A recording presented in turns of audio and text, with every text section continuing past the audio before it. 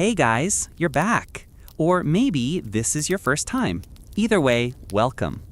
Tonight, we wandered gently into the life of a barber in 13th to 15th century of medieval times. But before that, I'm just going to ask that what time is it where you are? midnight in Michigan? 2 a.m. in London? Or maybe you're just drifting off in a quiet corner of Manila as the city hum fades into nothing. Wherever you are, I'm glad you're here. And before your eyes grow too heavy, before your thoughts begin to melt into dreams, please take a moment, just a moment, to subscribe, so that next time sleep won't have to wait for you to find your way back. Now then, the light is dim, the world outside is quiet, and here, tucked between the folds of old parchment and fading memory, a forgotten story stirs once more. Barber role in medieval times, 13th to 15th century Europe. In the medieval world, the term barber meant something very different than it does today. A barber wasn't simply a man with scissors and a comb, he was also a surgeon, a tooth puller, a bloodletter, and sometimes even a minor physician. These men were known as barber surgeons, practical tradesmen who worked where university-trained physicians would not. Most commoners couldn't afford or access scholarly doctors, but they could visit their local barber. He was part healer, part craftsman, often more trusted than the learned man in robes who spoke Latin and charged in silver. Step into a medieval barber's shop, and you wouldn't just find chairs and mirrors. You'd hear the scrape of a blade against a whetstone. You'd see small basins of water being warmed over a fire, cloth towels soaking, and the walls lined with tools of many kinds. There would be scissors, razors, tweezers, hooks, scalpels, and tooth-extracting tongs. And just beside them, pots of beeswax for mustaches, herbs for poultices, leeches for bloodletting, and sometimes even prayer beads. The air would smell of lard soap, cloves, damp cloth, and ash. Clients sat on wooden stools or benches, often wrapped in old linen, while others waited their turn, chatting softly or listening to local news, whispered across the blade. A barber's day began early. He would warm his razors in hot water to soften the blade. Then he'd sweep the shop floor, prepare his towels, and lay out his tools with care. The first clients often came just after dawn. Farmers needing a trim before market, monks from the abbey needing a beard shave, or even a knight requesting a cleaner cut before seeing a noble. But the barber's tasks went beyond grooming. Shaving beards and trimming hair, lancing boils and abscesses, pulling rotten teeth, cauterizing wounds, bandaging injuries, applying leeches to balance the humors, and performing bloodletting to drain bad blood. In rural villages, a barber might be the only form of medical care available. If you've ever wondered about the red and white striped barber pole, it dates to this very era. The red represented blood, the white represented the bandage, and sometimes a blue stripe symbolized veins. Outside a barber's shop, this pole spun slowly in the breeze, a signal to all that bloodletting services were offered within. The barber would tie a strip of cloth around a patient's arm, use a small lancet or blade to cut a vein, and let the blood flow into a shallow bowl. Some believed this released bad humors or cured headaches, fevers, and even melancholy. It was messy, risky, and often done without pain relief, but it was common. By the 13th century, barbers were gradually separated into two ranks in many European cities. Barber surgeons performed minor surgeries and procedures. Guild barbers focused on haircuts, shaves, and external grooming. In places like France and England, the barber surgeon guild became quite powerful, sometimes working alongside physicians, but often viewed as craftsmen, practical, hands-on, and indispensable to the poor and working class. They might set a broken bone, lance a cyst, or dress a deep cut, but rarely would they open a body or perform internal surgeries. That was left to the realm of licensed surgeons or those working under church supervision. A barber often learned through apprenticeship, starting as a young boy sweeping floors, sharpening blades, and boiling cloth. Over years, he'd be allowed to shave clients, then assist in small procedures under supervision. Tools were kept in linen rolls or wooden chests, carefully cleaned, though not sterilized by modern standards. Razor blades were honed daily. Bandages were reused, sometimes soaked in vinegar or wine to clean them. Herbs were also part of his kit. sage for infection, nettle for circulation, comfrey for wounds. Though not an herbalist by trade, a barber knew enough to mix simple salves and boiling poultices. Barbers were often well liked, especially by villagers and common folk. They were affordable, available, and personable. Unlike noble physicians, the barber knew your name, and perhaps your grandfather's name too. He might treat you, your wife, your child, and your horse, all in one morning. Some worked alone. Others set up next to bathhouses. In towns, they might pay guild dues and operate alongside apothecaries and bone setters. In castles, barbers might serve noble houses, shaving knights, tending to wounds, and keeping hair tidy for court. In the gilded halls of medieval courts, barbers held a curious place. They were both servant and artisan, invisible yet essential. A nobleman, whether knight, bishop, or king, would not present himself to the world without the practiced hand of a barber. A clean shave, a tamed beard, or neatly trimmed hair was not merely a matter of hygiene. It was a mark of dignity, discipline, and power. And so the barber was admitted into intimate spaces, royal bedchambers, private baths, campaign tents. He might not speak unless spoken to, but he saw and heard much. Many barbers served one noble family for life, becoming trusted enough to handle the king's throat with a razor edge. A nobleman might say little to his barber, but he would not do without him.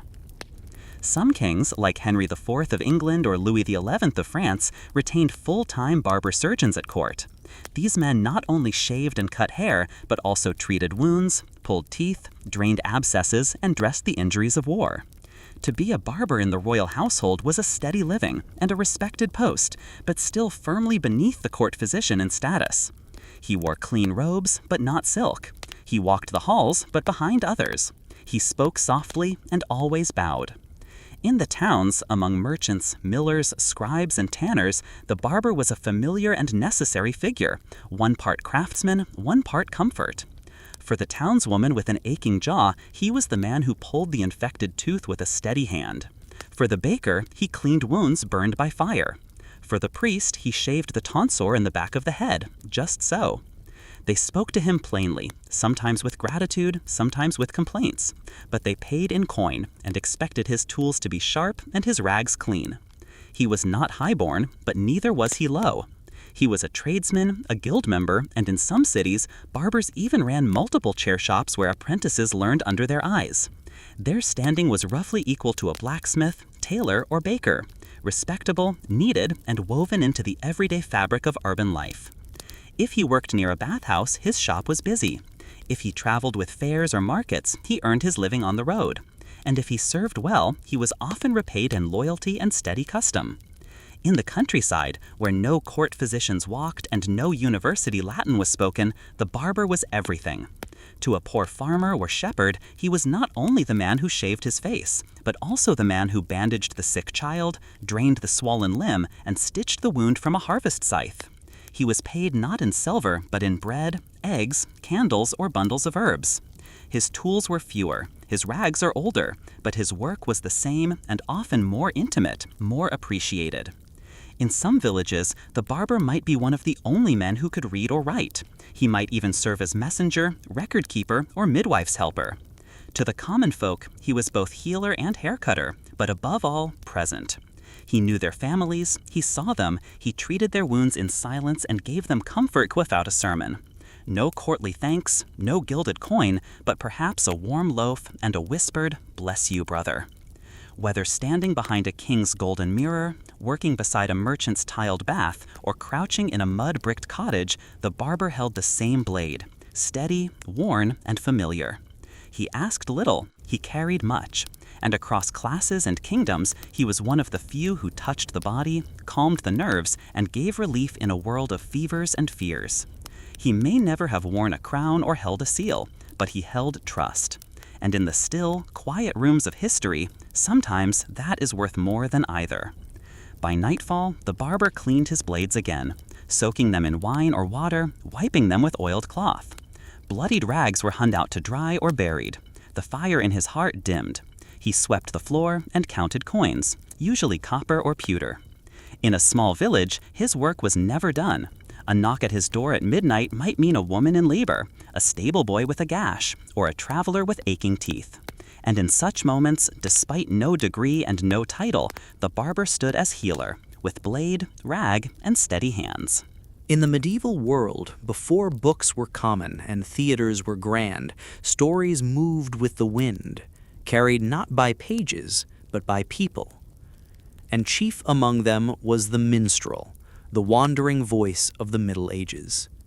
He was not merely a musician, he was a poet, jester, singer, and historian, a bringer of tales to those who could not read and laughter to those who forgot how. Some were called buskers, performing in streets and marketplaces. Others entertained in great halls or noble courts. But all shared one thing. They lived by the rhythm of the road and the weight of a well-remembered song. The minstrel's life was not rooted, it was one of travel. With lute on his back or drum at his side, he wandered from village to town, castle to tavern. Sometimes alone, sometimes in troops, always listening, watching, remembering. In one town he might perform in a bustling square. In another he might play for bread at the inn, or for a coin tossed kindly into his cap. His world was a patchwork of paths and people, melodies and mead. The road was his true home, paved not with stones, but with stories. A minstrel woke not with the sun, but with the stir of a crowd. He might begin his morning tuning strings or oiling a flute, rehearsing verses remembered from a dozen towns before. Daily tasks might include performing music in marketplaces or churchyards, singing tales of ancient heroes and recent kings, reciting poetry or humorous rhymes, playing instruments, lute, harp, fiddle, flute, drum, juggling, miming, or storytelling for children, composing new verses from local gossip, serving as herald or announcer in noble courts. He was part entertainer, part news-bearer, and part mirror to the world he wandered through. Minstrels told more than stories. They preserved memory. They sang of Charlemagne and Arthur, of Roland and Beowulf, of saints and sinners, of wars fought far away, of love gained and often lost. Through rhyme and rhythm they made history into song. Even battles and plagues, grief and famine could be softened in the telling. Some songs were bawdy and jolly, others are sacred and solemn, and in between were ballads, long, sorrowful tales sung under moonlight to hearts that needed them. In a time of hardship, the minstrel's voice was a gentle escape. The life of a minstrel could rise or fall with a single performance. Some were street buskers, scratching a living among traders and townsfolk. Others were lucky, hired as court minstrels, adorned in fine tunics, playing before dukes and ladies by candlelight. In great halls, they were welcomed with food, wine, and coins. Some even traveled with noble households, composing songs to mark weddings, births, or victories. But even the grandest could fall out of favor. The road was always waiting, a dusty companion for the forgotten voice. And so the minstrel learned to be both proud and humble, regal in court, ragged in the square. No university taught minstrelsy. It was learned by ear, by heart, by wandering. A young boy might follow an older minstrel, learning ballads verse by verse, practicing lute by moonlight, memorizing stories one tale at a time. Instruments varied. Some owned carved harps or fine viols, others just whistles and drums. The voice was always the core, trained to carry over wind, crowd, and clinking cups. Tools of the trade included a lute or harp slung in linen, bells on the belt for rhythm, a pouch for coins or bread, a repertoire of dozens, if not hundreds, of songs, a warm cloak, for not every night had shelter. Minstrels were both loved and overlooked. To peasants, they were joy bringers. A minstrel's arrival brought laughter, dancing, and sometimes tears. Children followed them in the streets. Elders gave them bread for tales of yesteryear. To nobles, they were ornaments, charming but temporary, valued but never quite equal. The church viewed them warily, suspecting vanity and mischief. Some minstrels told ribald tales or mocked hypocrisy. Others composed hymns and spiritual songs, earning pious favor. No matter the view, their place was always on the edge, not quite within the circle, yet never fully outside.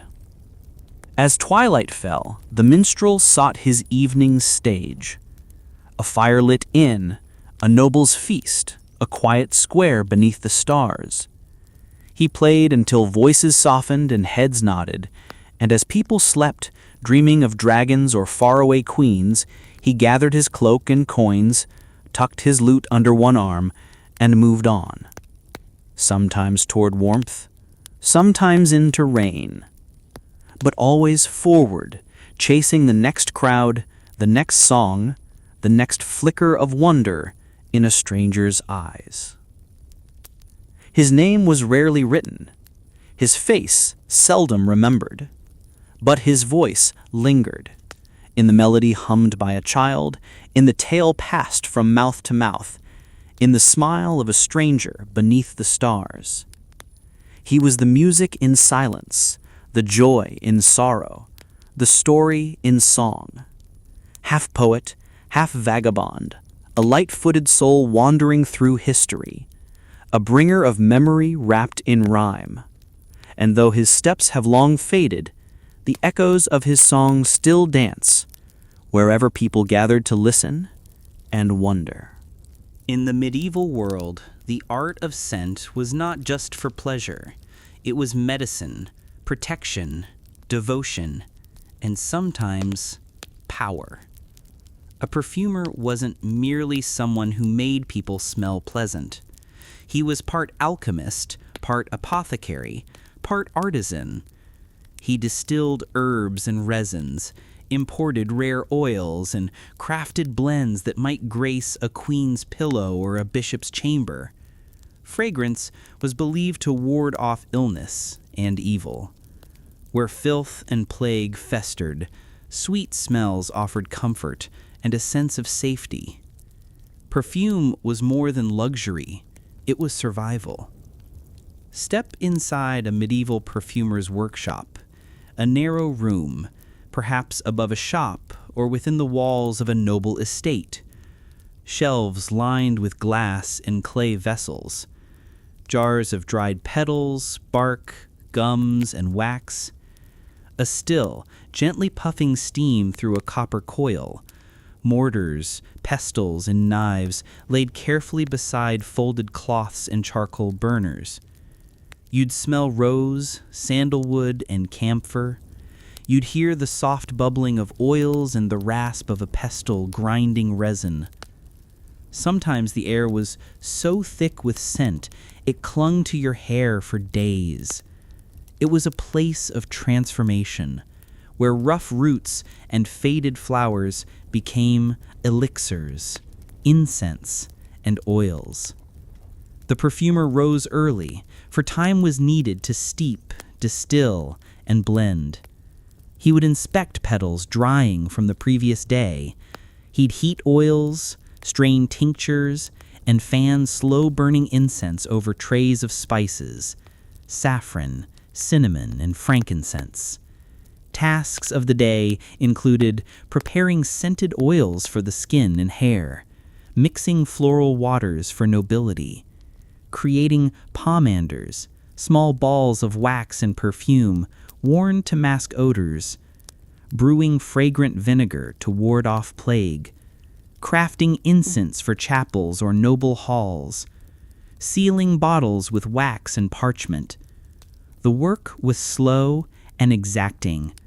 A single mistake in temperature or timing could ruin a week's labor. Scent, in the medieval mind, wasn't just physical. It touched the soul. Churches burned incense to carry prayers heavenward. Monarchs carried perfumed clothes to cover their noses during illness or war. Lovers exchanged embroidered sachets filled with lavender and thyme. Even the dead were perfumed, wrapped in scented cloths before burial, a gesture of dignity and love. And in times of plague, physicians wore beaked masks filled with herbs and perfumes, believing the fragrance purified the air. To create a perfume was to offer healing, pleasure, and protection, all from a single vial. Perfume was a treasure of the elite. Nobles paid dearly for imported resins from Arabia, roses from Damascus, or ambergris washed from the sea. Queens ordered personalized fragrances, jasmine for softness, myrrh for mystery. Kings kept perfumers at court. They prepared scents for robes, gloves, bedding, and even armor. A monarch might enter a hall trailing frankincense and civet, announcing his presence not by voice, but aroma. And in cathedrals, perfumers worked alongside clergy, scenting relics, vestments, and altars with holy blends of spikenard, galbanum, and rose. The perfumer held no title, yet he moved among princes and priests, his art inhaled in silence. Becoming a perfumer took years. A boy might start as an assistant to an apothecary or spice trader. He would learn to identify herbs by scent, to measure with precision, to heat without burning. He'd practice distillation, often over open flame, and keep notebooks in cramped script, formulas passed down like sacred texts. Tools of the trade included alembics and stills, mortars of marble or bronze sieves and cloth filters, glass droppers and beeswax seals, scales so sensitive they could weigh a single petal. He'd also study the stars, for some believed that certain scents must be gathered when specific planets ruled the sky. In medieval times, before gas and electricity, before oil lamps lined streets or hearths hummed with switches, there was the chandler, a maker of light in a world ruled by shadow. But Chandler was not merely a candle maker. He was also a wax melter, tallow renderer, supplier of oils and wicks, a quiet tradesman whose work illuminated chapels, castles, and cottages alike. To bring light was no small task. It was a craft of patience, fire, and fragrance, often unpleasant, sometimes dangerous, always essential. Step inside a chandler's shop, and you'd enter a place of flicker and flame. Cauldrons of fat bubbling over coals, wooden racks draped with cooling candles, shelves stacked with beeswax, pots of tallow, skeins of linen thread, and iron ladles blackened with soot. The air was heavy, sometimes sweet with beeswax, other times acrid with the reek of animal fat. The floor was streaked with drips of wax, and everything, the benches, the tools, the man himself, bore traces of oil and smoke. It was not a place of beauty, but it was where light was born. A chandler's day began before the sun, ironic perhaps, for a man who made his living by darkness. He would heat his cauldrons and check his molds. Tallow had to be melted slowly, skimmed off impurities. Beeswax had to be softened just right, too hot and it cracked, too cool and it refused the wick. His daily work included rendering tallow from animal fat, filtering and melting beeswax, twisting and cutting linen wicks, dipping candles in repeated cycles, up to 40 times, pouring into clay or metal molds for uniform shapes, trimming and bundling cooled candles, preparing rush lights and oil lamps for the poor. Each candle took time, layers added slowly, evenly, by hand. It was slow, repetitive, and hot work, but in the end, it yielded something precious. Not all candles were equal. The poor burned tallow, made from sheep or cow fat. It smoked, smelled foul, and burned quickly, but it was cheap. The wealthy used beeswax, sweet-smelling, cleaner, longer-lasting. These candles graced the altars of cathedrals, the halls of kings, the boudoirs of noble ladies. In churches, candles weren't just light, they were offerings. Each flame is a prayer rising heavenward. Some monasteries kept their own chandlers tasked with maintaining sacred lights that never went out, burning before relics, saints, and altars without pause. The chandler served all walks of life. He might craft a towering beeswax taper for a cathedral's Easter vigil one morning, and that evening twist humble rushes in fat for a peasant woman preparing stew in the dark. In castles, chandlers worked in teams. They filled iron chandeliers, cleaned wax from silver holders, and ensured the evening's feasts glowed golden. A noble might request perfumed candles, scented with rose or sandalwood. A physician might request hollow tapers filled with herbs for fumigation. Even executioners needed light for late-night duties. And in towns, chandos often rented candles for events, charging not by the candle, but by the hour it burned. Most chandlers learned by apprenticeship, beginning young, sweeping floors, preparing molds, and watching the slow art of dipping. Tools of the trade included iron pots and bronze ladles, molds of clay, tin, or wood, knife to trim wicks, boards and racks for drying, parchment seals and wax stamps for custom orders. They also knew recipes by memory, how to purify fat with ashes, how to dye wax with plant dyes, how to send candles with herbs or oils. Their work required patience, but also precision. An uneven candle could lean, flicker, or drip, and in great halls, fire from a single mishap could cost lives. Chandlers were not always beloved, especially by neighbors. The smell of tallow was infamous. In towns, tallow rendering was often banned within city walls. Many chandlers worked on the outskirts or near rivers where waste could be carried away. But despite the odor, they were respected. Churches relied on them. Merchants depended on them. Noble households could not dine or entertain without them. In guild cities, chandlers formed powerful brotherhoods, regulating wax prices, inspecting quality, and defending their rights with pride.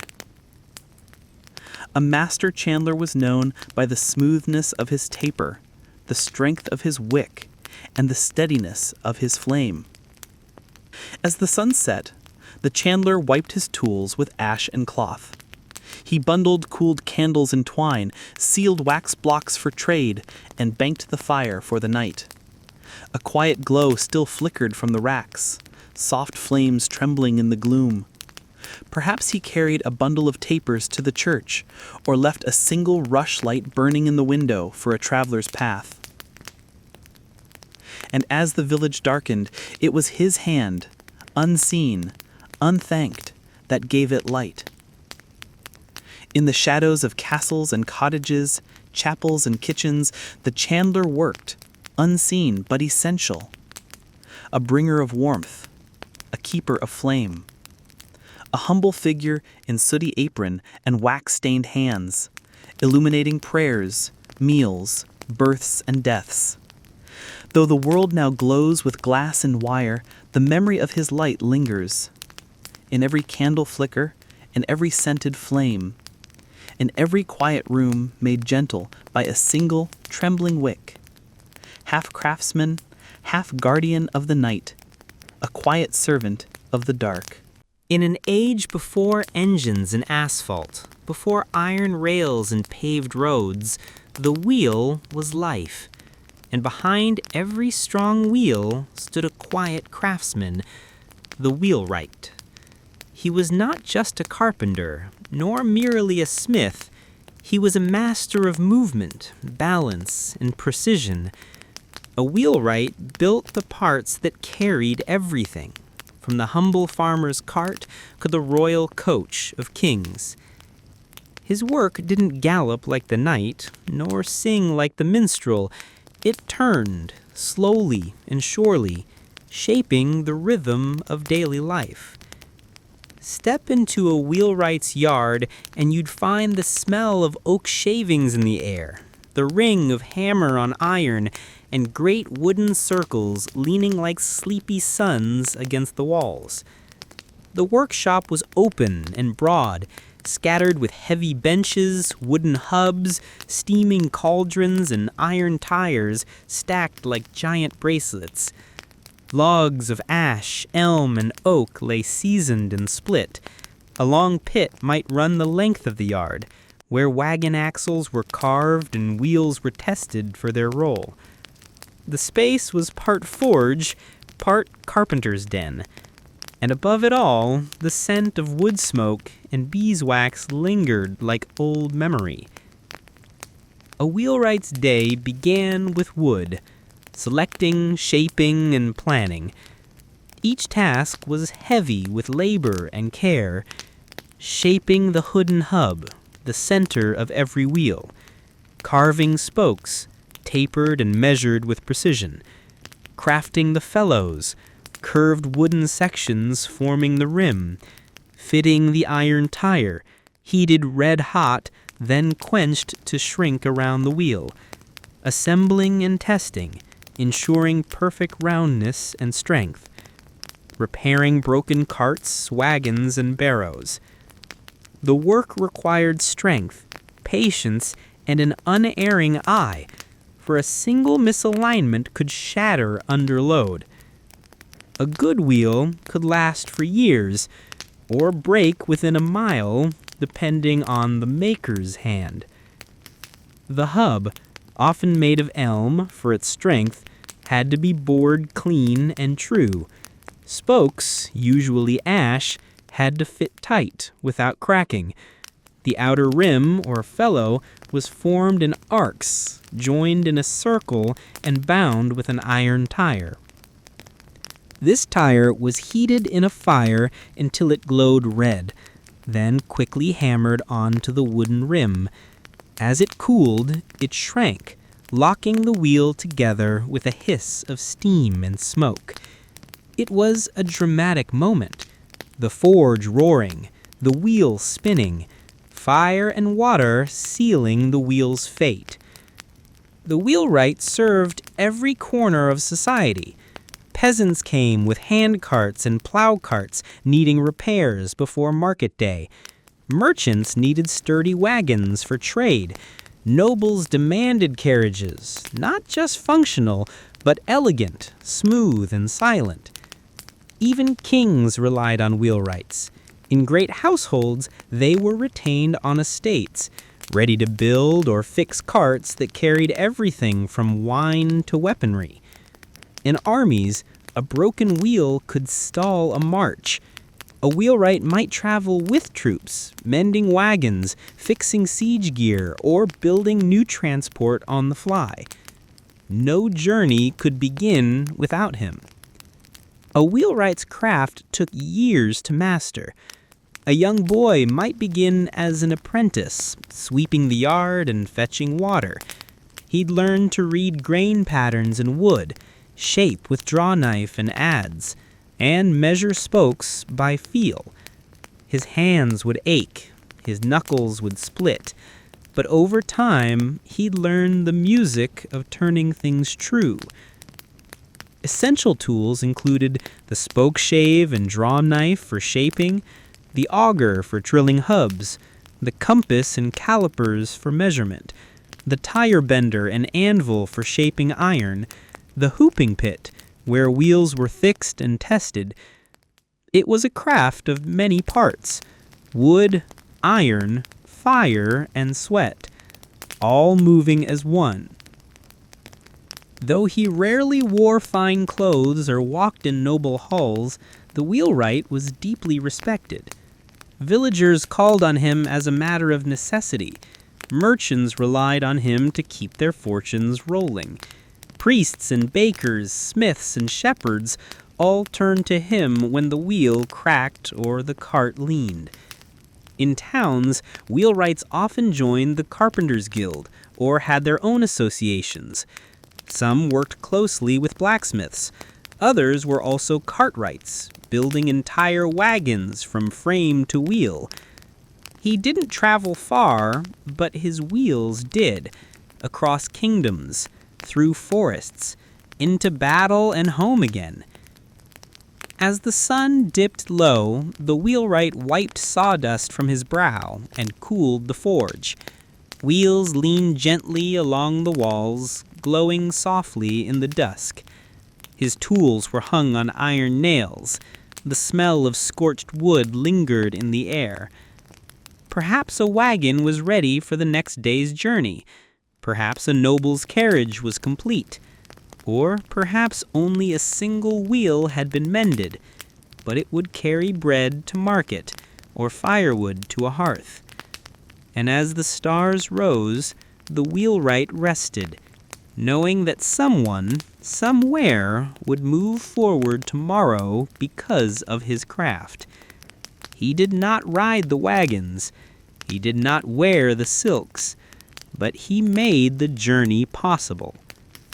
In every cart that creaked over cobble, in every carriage that rolled through castle gates, in every wheel that turned beneath sun or snow, the wheelwright's hands were there.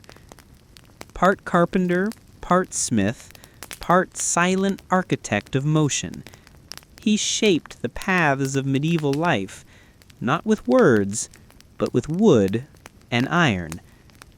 And though his name is seldom sung, his work still echoes in every turning wheel that carries us forward.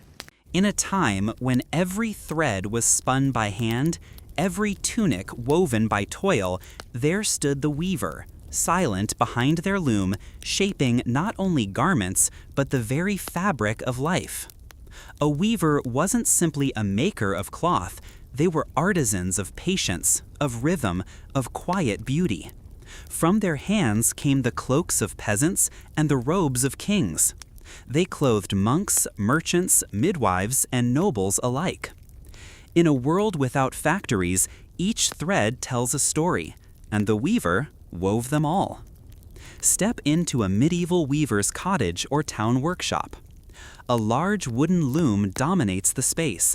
Tall and creaking, its threads taut like the strings of an unseen harp. Baskets of wool, flax, and dyed yarn line the walls. Spindles rest on benches. A small fire glows in the hearth, used to warm water and soften fibers. There's a rhythm in the air, the steady beat of the shuttle, the soft creak of wood, the whisper of thread being born into fabric. The room smells of lanolin, sun-dried linen, and sometimes fermented dyes. It is not loud, it is not fast, but it is alive. A weaver's work began at dawn and ended only when the light grew too dim to thread the needle.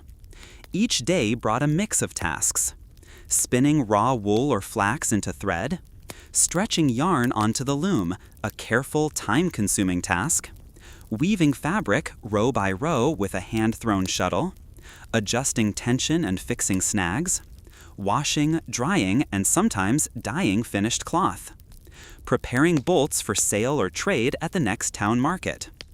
A skilled weaver could produce a few yards a day. It was not speed that defined their craft, it was steadiness. Weaving was one part of a long chain loop. Wool had to be sheared, washed, carded, and spun. Linen came from flax, soaked and broken, then beaten into thread. Only then could the weaver begin. In many homes, families worked together. One spun, one dyed, one wove. Children learned to sort fibers before they could write their names. Cloth types varied: coarse wool for peasants, fine linen for priests, dyed and patterned fabrics for nobility. Tapestries, too, were woven, telling stories across entire walls. Each thread was precious. Nothing was wasted, and everything was made by hand. Cloth was as essential as food, and just as telling of one's status. The poor wore undyed wool or plain brown linen. Merchants and guildsmen favored deeper hues, forest green, deep red, navy. Nobles, ever watchful of fashion, demanded fine weaves, imported silks, and golden embroidery. Weavers worked for all of them. Some ran small home workshops, others were part of weavers' guilds in bustling cities like Ghent, Bruges, and London. In wealthy towns, guild weavers were respected. In villages, they were one of the most important trades. Everyone needed clothes, after all, and every piece began at the loom. Weaving was a learned art. A young apprentice might begin by carding wool or spinning thread. Slowly, they'd learn to warp a loom, a complex task of threading hundreds of yarns in precise order. Only later would they begin to weave. Tools of the trade included the loom, large wooden and often custom-built, the shuttle, used to pass thread back and forth, combs or beaters to tighten each row of weave, shears, spindles, and winding frames. Natural dyes, like woad, madder, walnut, and saffron. Weaving was meticulous. A single error early on could ruin days of work. But a skilled weaver knew their loom like a musician knows their instrument, and played it with the same quiet devotion. The weaver stood between peasant and merchant, part craftsman, part artist. In towns, they might grow prosperous through guild protection and regular trade. A talented weaver could take commissions from noble houses or the church, creating altar cloths, vestments, or tapestries. In villages, they were vital. They repaired torn clothing, bartered cloth for grain or cheese, and brought news from nearby towns when they traveled for wool or dye. Respected, but rarely wealthy. Necessary, but rarely praised. Yet without them, no one was clothed. Not the knight, not the nun, not the newborn. As the sun dipped low, the weaver tied off their work and stilled the loom. The cloth was folded, warm from the day's touch. Spools were gathered. The floor was swept by scattered wool. A candle was lit, casting golden light over threads that shimmered like quiet rainbows. Perhaps a child slept beneath a newly woven blanket. Perhaps a bolt of fabric would journey to a tailor in the morning. Perhaps a robe was finished, meant for a bishop or a bride. And as the hearth grew dim, the weaver rested, hands tired but heart steady. For tomorrow the thread will call again. They did not ride into battle, they did not stand in court, but the weaver shaped every cloak, every tunic, every veil. Their hands moved with patience, their lives followed the rhythm of the loom. Quiet, steady, unseen, but never unneeded. In every thread of history, their work endures. From the rough tunic of the field worker to the silk-draped shoulders of kings. Half artisan, half storyteller. A maker of warmth in a cold world. The weaver, tying past to present, stitch by stitch. In a world before printing presses and mass-produced books, knowledge moved slowly, by hand, line by line, ink upon parchment. And at the quiet heart of this movement sat the scribe, patient, precise, and often unseen. He was more than a writer. He was a preserver of memory, a guardian of law, a servant of God's word, and a bridge between silence and story. Whether copying sacred texts or recording market ledgers, the scribe's pen shaped the very soul of the Middle Ages. In candlelight and stillness, he wrote the world. Step into the scriptorium, the scribe's workplace. It is quiet, deeply so. Only the soft scratch of quill on parchment breaks the hush. Rows of wooden desks, angled for light, line the walls. A high window lets in the sun, just enough to guide the eye without straining it. Candles flicker. Sand is sprinkled to dry ink. Shelves bear rolls of vellum, bottles of pigment, and leather-bound tomes waiting to be born. In monasteries, the scriptorium was a sacred space, where writing was prayer. In towns, it was a place of record, contract, and coin. In either way, it was a place of deep focus and deeper patience. A scribe's day often began before sunrise with prayer or ritual, especially in religious scriptoria. Then came the tools, ink mixed, pens cut, parchment prepared. His daily duties included copying religious texts, psalms, and scriptures, recording legal documents, land deeds, and wills, translating works from Latin, Greek, or Arabic, illuminating initials with gold leaf or pigment, maintaining town records or merchant accounts, teaching writing to noble children or apprentices. Every stroke of the quill mattered. A single blot could mar a whole page. A misspelled word could alter meaning, even belief. It was not fast, but it was forever. The scribe's tools were simple, but sacred. Quills, usually goose or swan feathers, trimmed and sharpened daily. Ink, made from oak gall, iron salts, and wine. Parchment, calf, sheep, or goat skin, stretched and scraped smooth. Rulers and compasses for straight lines and margins. Knives to scrape away errors gently. Sand or blotting cloths to dry ink. Gold leaf and pigment for illumination when allowed. Each manuscript might take months. Some were simple. Some, like illuminated Gospels, were breathtaking, filled with color, vines, and fantastical beasts hiding in letters. But every word, plain or precious, began the same way, by hand. Scribes served many masters and purposes. In monasteries, they were monks, copying holy texts, commentaries, and hymns for posterity and prayer. Their writing was worship. In royal courts, they were clerks and secretaries, trusted with correspondence, treaties, and court records. Some were spies in ink, reporting in code. In towns, scribes served merchants, lawyers, and notaries, drawing up contracts, recording marriages, and even writing love letters for those who could not. In cathedrals, they worked under bishops, preserving ecclesiastical law and ancient texts. Though rarely famous, scribes were essential. Every decree, law, poem, and gospel passed through their hands. A scribe's path began in youth, often under a priest, monk, or teacher. They learned not only to write, but to read Latin, count in Roman numerals, and form letters with grace and clarity. Good handwriting wasn't just art, it was law, theology, memory. Temperament mattered too. Patience in long silent hours, precision in lines and grammar. Humility, the words were not their own. Faithfulness, especially when copying sacred or royal text. Errors were often punished. Mastery came slowly, but once attained, the scribe's hand could shape law, legacy, and literature. The scribe lived between worlds, not a noble, not a laborer. In towns, they were educated and respected, often aligned with the church or guilds. A good scribe might earn steady pay or even royal patronage. A few traveled with armies, recording battles or treaties. In monasteries, their names were often lost, but sometimes, at the very end of a manuscript, one might write, "Pray for me, the humble scribe, who toiled at this work." Their craft was quiet. Their impact is immense. Without them, history would fade. Languages would vanish. Thought itself would be lost in time.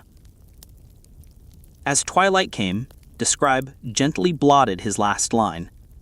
He set down his quill, closed the inkpot, and stretched fingers sore from repetition. He might roll up a scroll, bind a parchment stack, or add the finishing mark to a gilded amen. Candles were snuffed one by one. The scriptorium darkened. Outside, the world bustled, carts rolling, markets closing, prayers being sung. But inside, something eternal had been added to the world. A word, a thought, a truth. Carried forward not by voice, but by ink. He wore no armor, held no sword, and built no walls. But the scribe preserved what others only lived. Half scholar, half artisan, a servant of silence, of symbols, of memory. In every book we open, in every word passed down, his presence lingers. In steady script, in careful lines, in the breath between history and forgetting. Though he lived behind closed doors and beneath quiet roofs, his words walked centuries. And Still, they do. In the heart of the medieval world, where knights rode under banners and danger loomed on dusty roads, there stood the armorer. Not a warrior, yet a maker of war. Not a noble, yet entrusted with king's protection. He was half blacksmith, part artist, part engineer. From his forge came the breastplates of knights, the helms of squires, and the mail shirts worn beneath royal robes. Steel was his language, fire his companion, protection his quiet promise. Step into an armorer's workshop and you'd be greeted by heat and noise, the rhythmic clang of hammer on anvil, the hiss of quenched steel, the heavy scent of soot and sweat. Suits of armor hang from wooden pegs, helms glint in firelight, racks of tongs, hammers, and chisels line the walls. A forge glows red in the corner, pulsing like a heartbeat.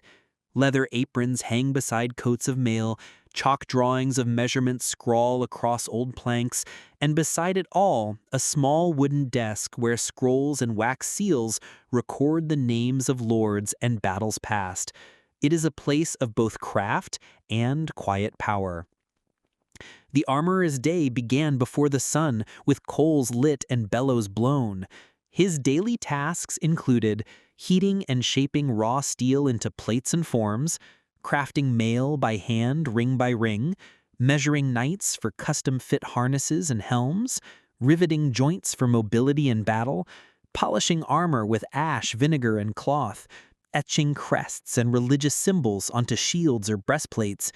Each suit of armor could take weeks, sometimes months to perfect. It was not just protection, it was identity, pride, and in many cases, survival. The armorer transformed simple metal into moving art. A helmet wasn't just a dome, it had to breathe, turn, and deflect a blade. A breastplate wasn't just a slab, it had to curve with the chest, bear a lance's blow, and never pinch the rider's breath. Mail required thousands of interlocked rings, each riveted by hand. Gauntlets needed to flex like fingers, yet withstand the crush of a mace. And above all, every piece had to balance protection with motion. For what good was armor if it weighed you down before the battle even began? The armorer served every rank of soldier. A squire might only afford a mail shirt and a kettle helm. A foot soldier perhaps just greaves or a reinforced cap. But a wealthy knight, he would want the full suit: breastplate, vambrace, sabaton, sallet, and more. Nobles sent detailed orders requesting specific engravings, family crests, or exotic designs. Monarchs employed master armorers within their castles, forging armor for tournaments, campaigns, and royal guards. And after each battle, squires and messengers arrived with damaged gear, scorched, dented, pierced, and the armorer, like a quiet healer, set it all right again. No one became an armorer quickly. Training began as a blacksmith's apprentice. Only after years of shaping tools, horseshoes, and nails would one specialize in arms and armor. Knowledge of metallurgy, knowing when to quench, temper, and fold. Mastery of tools, hammer, anvil, drift, swage block. Precision in fitting, measuring joints, shoulders, and spines. Artistic touch for embossing, engraving, and etching. Tools of the trade included bellows-fed forge, anvils with curved horns, hammers in many weights, punches and chisels, leather straps, rivets and buckles, stones and cloth for polishing, and always fire. In towns with guilds, master armorers held high respect. They trained apprentices, submitted their best work for inspection, and earned their seal, a mark stamped into steel. They worked closely with weaponsmiths, leatherworkers, and tailors, for a suit of armor was half steel, half skin, half garment. Some armorers rose high, commissioned by kings, traveling to foreign courts, even accompanying crusades. Their name might be etched beneath the shoulder of a prince's cuirass. And yet most remained humble, soot-faced, steady-handed, listening to the stories of war through scorched steel and split mail. As twilight fell, the forge dimmed, sparks slowed, steel cooled. The armorer wiped his brow, hung his hammer, and polished the final plate until it caught the candlelight like moonlight on a lake. Perhaps he laid out a newly finished helm for a young knight's first battle. Perhaps he repaired a father's armor so his son might wear it next. Perhaps he simply sat, hands aching, beside the fire, watching the glow flicker across the shields he had shaped. And though he did not wear the armor himself, he had stood between blade and heart more times than any sword had swung. He did not charge into battle, but he kept the warriors safe. He shaped no speeches, claimed no glory, and rode no stallion, but in his hands courage took form. Steel folded into strength, leather into legacy, iron into honor. Half craftsman, half guardian, a silent shield behind the shield, and though the clang of his hammer has long gone quiet, his legacy remains in every museum's breastplate, in every story of knighthood, and in every quiet craftsman who shapes protection from fire and flame.